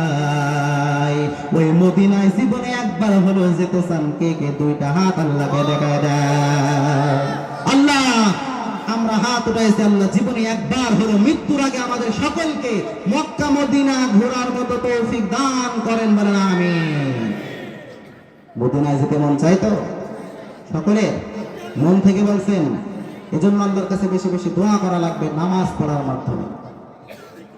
5 ওয়াক্ত নামাজ সুন্দরভাবে আদায় করে আল্লাহর কাছে দোয়া করা লাগবে, আর করা লাগবে আল্লাহ জীবনে একবার হলো তুমি আমাকে মক্কা মদিনা ঘোরাও, একবার হলো তুমি আমাকে মক্কা মদিনা দেখাও রে বান্দা। নামাজের বিষয়ে আলোচনা করতে গেলে অনেক লম্বা সময় চলে যাবে, আমি ওইদিকে যাইতেছি না। বান্দা দুনিয়ার ভিতরে যারা 5 ওয়াক্ত নামাজ আদায় করবে তাদেরকে আল্লাহ রাব্বুল আলামিন 5টা পুরস্কার দেবে। কয়টা? দুনিয়ার ভিতরে যারা 5 ওয়াক্ত নামাজ আদায় করবে তাদেরকে আল্লাহ রাব্বুল আলামিন 5টা পুরস্কার দিবে। 2টা হলো দুনিয়াতে আর 3টা হলো পরকালে। দুনিয়াতে যে 2টা দান করবে, 1 নম্বরে যে ব্যক্তি 5 ওয়াক্ত নামাজ আদায় করবে তার রিজিকের জিম্মাদারি নিয়ে তার কোনো টেনশন করা লাগবে না। রিজিকের জিম্মাদারি নেবেন একজন, তিনি কে? আল্লাহ তাআলা পরিপূর্ণ রিজিকের জিম্মাদারি নিয়ে নেবেন। 2 নাম্বার পুরস্কার 5 ওয়াক্ত নামাজের জন্য পয়গম্বর জানায় দেন মৃত্যুর সময় জবানে কালেমা নসিব হয়ে যাইবে। আর যার জবানে কালেমা নসিব হয়ে যাইবে তার আর কোনো টেনশন আছে নাকি? বিনা হিসাবে পরকালে 3টা পুরস্কার দান করবে। পয়গম্বর জানায় দেন 1 নাম্বার পুরস্কার হলো আল্লাহ রাব্বুল আলামিন 5 ওয়াক্ত নামাজি ব্যক্তির বাম হাতে নেক আমল দিবে না, বরং তার ডান হাতে পরিপূর্ণ আমল নামা দিবে। আর যার বাম হাতে আমল নামা না দিয়ে ডান হাতে আমল নামা দিবে ওই ব্যক্তি জান্নাতি না জাহান্নামী? এইটা চলে গেল 1 নাম্বার। এরপরে 2 নাম্বার পুরস্কার হলো 5 ওয়াক্ত নামাজীর ফুলসিরাতের যে রাস্তা, কঠিন ভয়াবহ রাস্তা, ওই রাস্তাটা বিজলির ন্যায় পরিপূর্ণ পার করে দিবেন কে? এরপরে 3 নাম্বার পুরস্কার 5 ওয়াক্ত নামাজীর পয়গম্বর জানায় দেন 5 ওয়াক্ত নামাজীকে আল্লাহ তাআলা ডাকবে আর বলবে, ও 5 ওয়াক্ত নামাজী, আমি আল্লাহর জন্য তুই নামাজ পড়ছস, আমি আল্লাহর জন্য এত কষ্ট করে ঠান্ডার ভিতরে তুমি পরিপূর্ণ ওযু বানায় নামাজ আদায় করেছ, আজকে তোমার কোনো হিসাব দেওয়ার প্রয়োজন নাই। আমি আল্লাহ ঘোষণা দিয়ে দিলাম বিনা হিসাবে জান্নাতে চলে যাও। এরপরে তাহলে দুইটা যে পুরস্কার দুনিয়াতে আল্লাহ দান করবে, এক নম্বরে রিজিকের জিম্মাদারি আল্লাহ নিয়ে নেবে, দুই নম্বরে পরিপূর্ণ মৃত্যুর সময় জবানে কালেমা নসিব হয়ে যাবে। আমরা কি এমন কেউ আছি যে মৃত্যুর সময় জবানে কালেমা আল্লাহ জারি না করে দিক, এমন কেউ আছি? হ্যাঁ, সকলে আমরা চাই কি চাই না? তাহলে জবানে যদি কালিমা পরিপূর্ণ আপনি জারি করে নিতে চান, তাহলে এরপরে পয়গম্বর একটা হাদিসের ভিতরে বলতেছে মা বাবার বেশি বেশি খেদমত বান্দা করা লাগবে। কারণ দুনিয়ার ভিতরে তাকায় দেখবেন, যে আল্লাহর বান্দা যে আল্লাহর বান্দে 5 ওয়াক্ত নামাজ আদায় করলো, দুনিয়ার ভিতরে সম্পদের অভাব নাই, দুনিয়ার ভিতরে কিছুর অভাব নাই, 5 ওয়াক্ত নামাজ আদায় করলো, ইবাদত বন্দেগী সবকিছু করলো, কিন্তু মা বাবার সাথে যদি খারাপ আচরণ করে, তাহলে ওই ব্যক্তির জবানে বিন্দু পরিমাণ আল্লাহ কালেমা নসিব করবে না। আলকামা রাদিয়াল্লাহু তাআলা আনহু ছোট্ট একটা ঘটনা বলে আমি আপনাদের থেকে বিদায় নেব। আলকামা রাদিয়াল্লাহু আনহু, আল্লাহ নবী সাল্লাল্লাহু আলাইহি ওয়াসাল্লাম তার একজন প্রিয় সাহাবী আলকামা রাদিয়াল্লাহু আনহু, এই আল্লাহর বান্দা যখন মৃত্যু শয্যায় শায়িত হয়ে গেছে, এমন অবস্থার ভিতরে তার মৃত্যু শয্যায় শায়িত হওয়ার পরে ও এত অঞ্চলে সকলে তাকে কালেমার তালকিন দেয় আর জানা দেয়, আলকামা মৃত্যু মনে হয় তোমাকে পরিপূর্ণ আঁকড়ে ধরবে, একবার হলো তুমি জবান দিয়ে উচ্চারণ করো লা ইলাহা ইল্লাল্লাহ মুহাম্মাদুর রাসূলুল্লাহ। কালেমা বিন্দু পরিমাণে আলকামার জবান দিয়ে উচ্চারণ হয় না, বাহির হয় না। এমন অবস্থার ভিতরে অঞ্চলের মানুষ বড্ড টেনশনে পড়ে গেল। কি কারণে আলকামার জবান দিয়ে কালেমা উচ্চারণ হইতেছে না? এমন অবস্থার ভিতরে সমস্ত মানুষজন এবার পয়গম্বরের কাছে তারা চলে গেল, গিয়ে জানাই দিল, ও পয়গম্বর, আলকামার জবান দিয়ে তো বিন্দু পরিমাণে কালেমা উচ্চারণ হইতেছে না। পয়গম্বর নবী সাল্লাল্লাহু আলাইহি ওয়াসাল্লাম 4 জন সাহাবীকে আলকামার কাছে পাঠিয়ে দিল। বেলাল রাদিয়াল্লাহু আনহু তার ভিতরে আছে। সমস্ত সাহাবীরা এবার যাওয়ার পর ওই আলকামাকে জানাই দিল, আলকামা জবান দিয়ে একবার কালেমা উচ্চারণ করো, কারণ আজরাইল মনে হয় অতি দ্রুত তোমাকে পরিপূর্ণ মৃত্যু দিয়ে দেবে। সমস্ত সাহাবীরা বলতেছে, তারপরে জবান দিয়ে কালেমা উচ্চারণ হইতেছে না। বেলাল রাদিয়াল্লাহু আনহু পয়গম্বরের দরবারে হাজির হয়ে গেছে। পয়গম্বরের দরবারে এবার গিয়ে জানায় দেয়, ও পয়গম্বর, আলকামার জবান দিয়ে তো কালেমা বাইর হইতেছে না, আলকামার জবান দিয়ে কালেমা উচ্চারণ হইতেছে না। এমন তো অবস্থার ভিতরে পয়গম্বর জানায় দিল, ও বেলাল, আলকামার মা বাবা দুনিয়াতে বেঁচে আছে নাকি? বেলাল রাদিয়াল্লাহু আনহু বলে, না পয়গম্বর, আলকামার বাবা দুনিয়াতে বেঁচে নাই, কিন্তু আলকামার মা দুনিয়াতে জীবিত আছে। এমন অবস্থার ভিতরে পরিপূর্ণ পয়গম্বর জানাই দিল, ও বেলাল, তাহলে দ্রুত যাও, আলকামার মাকে আমি পয়গম্বরের দরবারে হাজির করো। যদি তার মা আসতে অসক্ষম, যদি না পরিপূর্ণ সক্ষম না হয়, তাহলে আমি নবী প্রয়োজনে তার দরবারে গিয়ে হাজির হয়ে যাইব। বেলাল রাদিয়াল্লাহু আনহু এবার আলকামার মায়ের কাছে গিয়ে জানাই দেয়, ও আলকামার মা, পয়গম্বর তোমাকে আহ্বান করেছে। এমন অবস্থার ভিতরে পয়গম্বর দরবারে আলকামার মা পরিপূর্ণ চলে এসেছে। এবার আলকামার মাকে পয়গম্বর ডাক দিয়ে জানাই দেয়, ও আলকামার মা, তোমার সন্তান দুনিয়ার ভিতরে নেক আমল কম করেছে না বেশি? আলকামার মা বলে, আমার সন্তান দুনিয়াতে এত পরিমাণে নেক আমল করেছে যার কোনো তুলনা হয় না। এত পরিমাণে নেক আমল করেছে, দুনিয়ার ভিতরে 5 ওয়াক্ত নামাজ একটাও কাজা করে না, পরিপূর্ণ সুন্দরভাবে নামাজ আদায় করত। এমনকি এত পরিমাণে সম্পদ আল্লাহ তাকে দান করেছে, পরিপূর্ণ দান সদ্গা করত, ইবাদত বন্দেগীতে বিন্দু পরিমাণে সে ঘাটতি করত না। এমন অবস্থার ভিতরে আলকামার মাকে এবার পয়গম্বর জানাই দিল, তাহলে তার জবান দিয়ে কালেমা কেন উচ্চারণ হয় না? প্রশ্ন আছে না নাই? এত ইবাদত করে, এত দান সদ্গাকারী, কিন্তু তার জবান দিয়ে কেন কালেমা উচ্চারণ হয় না? পয়গম্বর আলকামার মাকে ডাক দিয়ে জানায় দেন, ও আলকামার মা, তোমার সন্তানের উপরে তুমি খুশি না বেজার? মারা যদিও সন্তানের উপরে খুশি না থাকে, বেজার থাকে, মারা সন্তানের সমস্ত দোষগুলো কিন্তু চেপে রাখার চেষ্টা করে, কি করে না? সন্তান যত অপরাধ করুক না কেন, মা বাবা কখনো সন্তানের অপরাধ কিন্তু প্রকাশ করে না, বরং সেগুলো পরিপূর্ণ থামা চাপা দেওয়ার চেষ্টা করে। আলকামার মা জানায় দেয়, পয়গম্বর আমি আমার সন্তানের উপরে পরিপূর্ণ খুশি আছি। পয়গম্বর বলে, না না না, তুমি সত্য কথা বলো, তোমার সন্তানের উপরে তুমি খুশি আছো না বেজার? এরপরে আলকামার মা পয়গম্বর ধমক দেওয়ার পরে পরিপূর্ণ শিকার হয়ে গেল। ও পয়গম্বর, আমি আমার সন্তানের উপরে পরিপূর্ণ বেজার। কি জন্য বেজার? পয়গম্বর এবার আলকামার মা জানায় দিল, ও পয়গম্বর, আমার সন্তান আলকামা রাদিয়াল্লাহু আনহু জমিনের ভিতরে নামাজের বিন্দু পরিমাণে কোনো ত্রুটি করতো না, দান সদকার বিন্দু পরিমাণে কোনো ত্রুটি করতো না। আলকামা রাদিয়াল্লাহু আনহু কোরআন তিলাওয়াতের বিন্দু পরিমাণে কোনো ত্রুটি করতো না। কিন্তু আলকামা রাদিয়াল্লাহু আনহু যেই দিন তার ঘরের ভিতরে নতুন বিবি আসলো, ওই আলকামা এবার আমি মায়ের সাথে খারাপ আচরণ করা শুরু করে দিল। ওই আলকামা আমি মাকে পরিপূর্ণ ধমক দিতে শুরু করে দিল, আমি মায়ের সাথে বাজে আচরণ করতে শুরু করে দিল, যার কারণে আমি আমার সন্তানের উপরে পরিপূর্ণ বেজার হয়ে গেলাম। ও আল্লাহর বান্দারা, একটু মনোযোগের কান লাগাই শুনবেন। ও কুষ্টিয়া মিরপুরের আমার যুবক ভাইয়েরা, ও পর্দার আড়ালের মা বোনেরা, একটু মনোযোগের কান লাগাবে। এরপর আলকামা রাদিয়াল্লাহু আনহু তার জবানে তারপর কোনো কালেমা উচ্চারণ হয় না রে বান্দা। এমত অবস্থার ভিতরে ওই মা তো বিন্দু পরিমাণে পয়গম্বরের কাছে বলতে চায় না। পয়গম্বর জানায় দিল, যেহেতু তোমার সন্তান তোমার সাথে খারাপ আচরণ করেছে, হয়তো তুমি তোমার সন্তানকে ক্ষমা করে দিবা, আর না হয়তো তোমার সন্তানকে পরিপূর্ণ জাহান্নামে পাঠিয়ে দেওয়া হইবে। ওই মা এবার পয়গম্বরকে বলে, ও পয়গম্বর, আমি আমার সন্তানকে বিন্দু পরিমাণে ক্ষমা করব না। মাকে এত পরিমাণে কষ্ট দিয়েছে, মাকে এত পরিমাণে ধমক দিয়েছে, মায়ের সাথে খারাপ আচরণ করেছে। ওই মা জানায় দেয়, ও পয়গম্বর, আমি আমার সন্তানকে ক্ষমা করব না।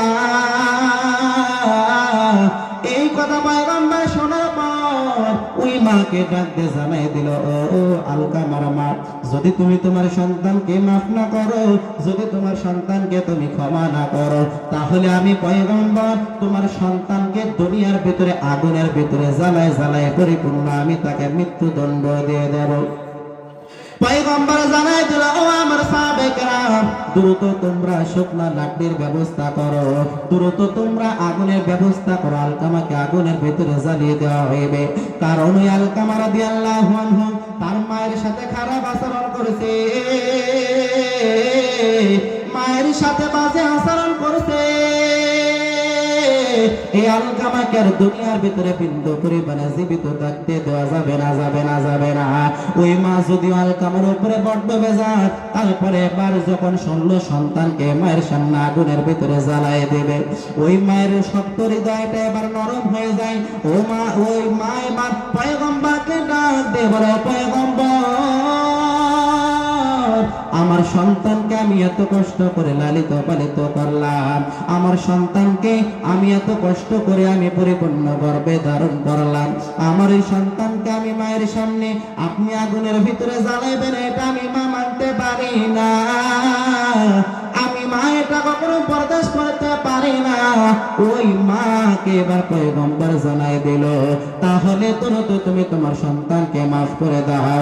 এমত অবস্থার ভিতরে আলকামার মা পরিপূর্ণ জানাই দিল, ও পয়গম্বর, আমি আমার সন্তানকে পরিপূর্ণ ক্ষমা করে দিলাম, আমি আমার সন্তানের উপরে পরিপূর্ণ রাজি হয়ে গেলাম।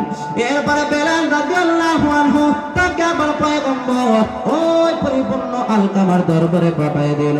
বেলাল রাদিয়াল্লাহু আনহু আলকামার দরবারে গিয়ে তাকায় দেখে আলকামাকে আর কালিমা শিখিয়ে দেওয়া লাগে না, বরং আলকামা নিজেই জবান দিয়ে উচ্চারণ করে করে পড়ে, লা ইলাহা ইল্লাল্লাহ মুহাম্মাদুর রাসূলুল্লাহ।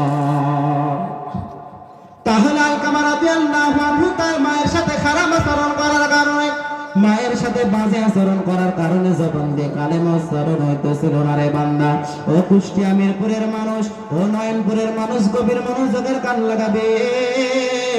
তাহলে আপনি যদি আপনার জবান দিয়ে মৃত্যুর সময় কালেমা উচ্চারণ করাইতে চান, তাহলে অবশ্যই আপনাকে মা বাবার সাথে খারাপ আচরণ করা যাবে না, অবশ্যই মা বাবার সাথে পরিপূর্ণ ভালো আচরণ করা লাগবে। ও আল্লাহর বান্দারা, ও আমার কলিজার টুকরো যুবক ভাইয়েরা, ওই মা বাবা আপনার জন্য এত পরিমাণে কষ্ট করলো, আপনি আজকে বড় হয়েছেন, আজকে আপনার বিবাহ হয়েছে, আপনি চাকরিজীবী হয়ে গেলেন, আজকে আপনি শিক্ষিত হওয়ার পেছনে কারণ এই মা, আপনি চাকরিজীবী হওয়ার পেছনে কারণ হলো এই মা বাবা, যার কারণে ওই মা বাবা এত কষ্ট করে আপনাকে লালিত পালিত করলো। ওই মায়ের সাথে বিন্দু পরিমাণে কোনো খারাপ আচরণ বান্দা করা যাবে না, কারণ এই মা যার দুনিয়ার ভিতরে নাই, ওই ব্যক্তি জানে মাকে মা বলে যদি ডাকা হয়, তারপর কি মায়ের জবান থেকে কোনো আওয়াজ পাওয়া যায় না। এই জন্য মায়ের সাথে বান্দা বিন্দু পরিমাণে খারাপ আচরণ করা যাবে না। মা বাবার সাথে সর্বদাই ভালো আচরণ করা লাগবে, কি লাগবে না? জীবনের মূল কষ্ট মায়ের প্রসব বেদনায়, সাত আসমান সাত জমিন তখন মায়েরই মাথায়। জীবনের মূল কষ্ট মায়ের প্রসব বেদনায়, সাত আসমান সাত জমিন তখন মায়েরই মাথায়। এমন মাকে কেমনে আজি, এমন মাকে কেমনে আজি যাব আমি ভুলিয়া। ও আমার প্রাণের মা, মা গো মা, কোথায় গেলে মোরে ছাড়িয়া, জনম দুঃখে ইয়াতীম আমি চাই না কেহ ফিরিয়া। ও আমার প্রাণের মা, মা গো মা, কোথায় গেলে মোরে ছাড়িয়া, জনম দুঃখে ইয়াতীম আমি চাই না কেহ ফিরিয়া। আমি যখন ছিলাম আমার মায়ের উদরে, চলাফেরা করলেন যে মায় কত কষ্ট করে। আমার সুন্দর মুখ দেখে মায়ের, আমার সুন্দর মুখ দেখে মায়ের ব্যথা যায় যে হাসায়া।